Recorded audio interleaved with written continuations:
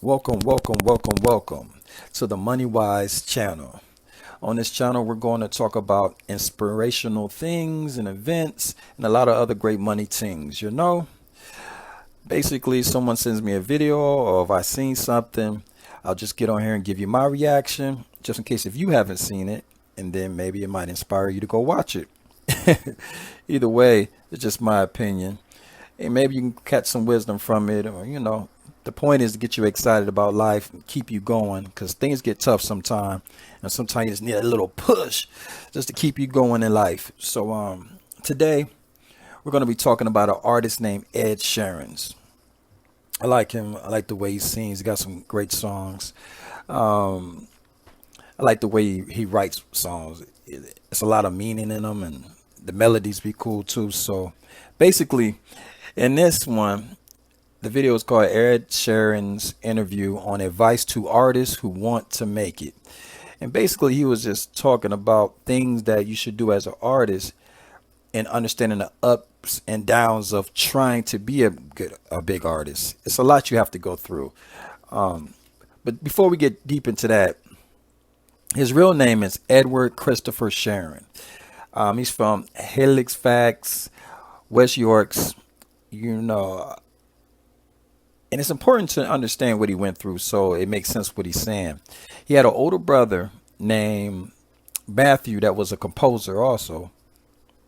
And he sang in the church when he was church choir, I think when he was 4. He learned to play the guitar around 11 years old. He started writing songs while he was in high school. I think it's called Thomas Mills High School. He started to write songs there. Around 2004, he was voted as the most likely to be famous by the other students in his school. That's important. That shows that he's been after this for a long time. Like I said, he was singing in the choir 4, started playing the guitar around 11. So this is nothing new. Like, he's been putting his work in. So you think about 2004, he gets voted by the other students as the most likely to be famous. You see what I'm saying? So he's really known, putting a lot of work in. And around that time, 2004, 2005, he released his first independent album. It's called Spinning Man. Spinning Man, yeah. That was the first one he released by himself. Put that out. It didn't do that well, but, family and friends checked it out. He just kept on working. And I think about 2009, he decided to go study music at the Academy of Contemporary Music. The ACM was I believe the initials. So I think it's Academy of Contemporary Music in Guildford. He went there, studied for a while, just want to understand how this whole thing, music works, how marketing works. This is the business of music. A lot of times you have to study it. You can be going so hard at it, and if you don't have nobody in your corner that understands the business of music or understand the breakdowns of music, you might have to go study. It happens sometimes. I think Swiss Beats, like, he's actually been doing music since he was a teenager, making music for DMX and many different people. But he ended up going to Harvard Business School so he could understand the business of music. This is someone that's already got platinum records, went to still learn more, and now he's even more effective. As far as the music business, was able to start Verses and partner up with Apple Music. And I'm saying that about Swiss Beats, just trying to show you that it's important that you understand the business of whatever you're doing. Whatever you're doing, you need to understand the business of it, or you're just doing it. And it's going to be pretty hard on that on that level. It's just important to understand what you're doing. So like I say, he dropped his first record, independent record, called Spinning Man. In 2009, he started to study music at the Academy of Contemporary Music. Also in 2009 and 2010, he dropped another EP independently called You Need Me. And then I believe around that time period, he opened up his YouTube page, and it started to actually bubble for him. Things start to happen for him. More people start paying attention to him.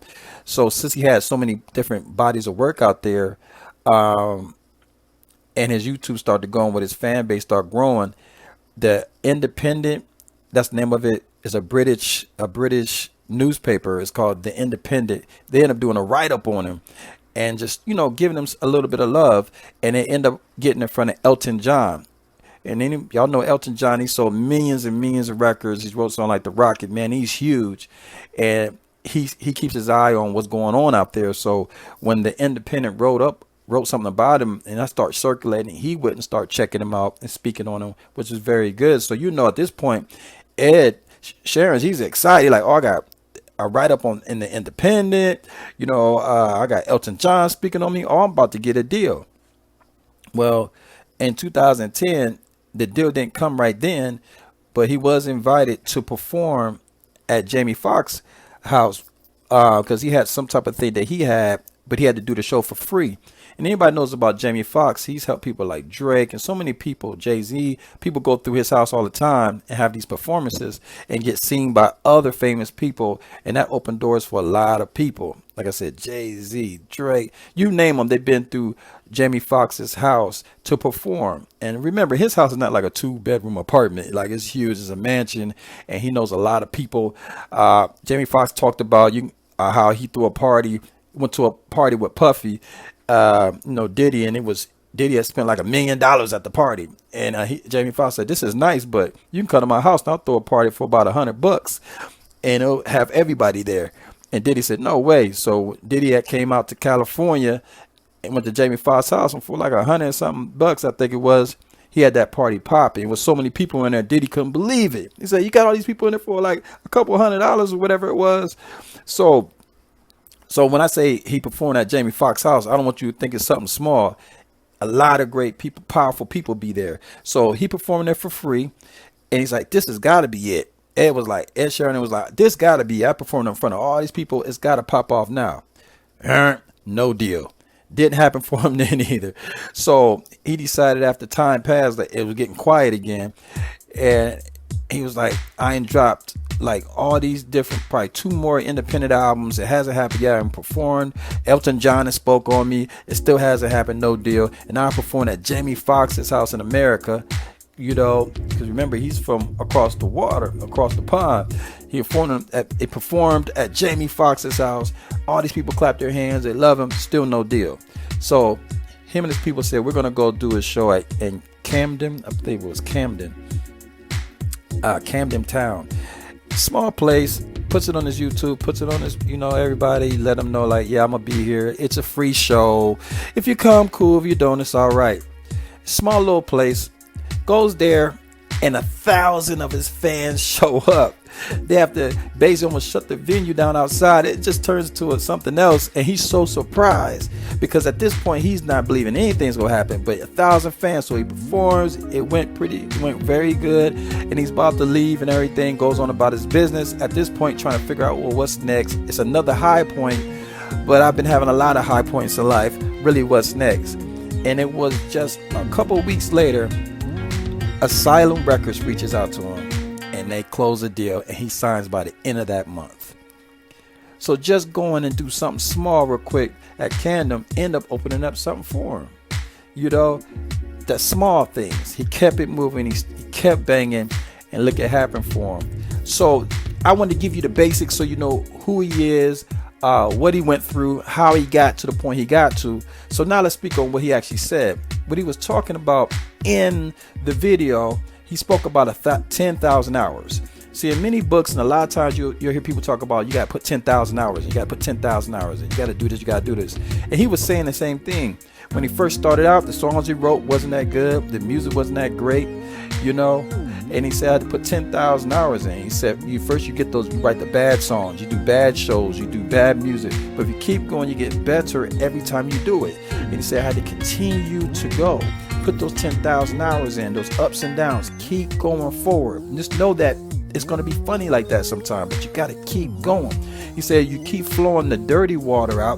The dirty water keep flowing out. Eventually it's going to get cleaner and cleaner, and you're going to catch a clean water flow.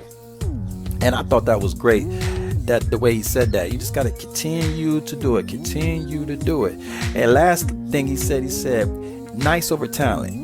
No matter how talented you are, be nice to people, because in the industry they'll see you being nice, and those people will continue to open doors for you. And that's real important. Be nice, be cool, stay excited about life. We're going to be dropping more videos to inspire you. Faith without works is dead. Remember, keep your eyes out for the small things as you are doing the big things. Like and subscribe to this MoneyWise channel for more wisdom. And remember, the plans may change, but the goal stays the same. Like and subscribe. I'll see you on the next video. Yep.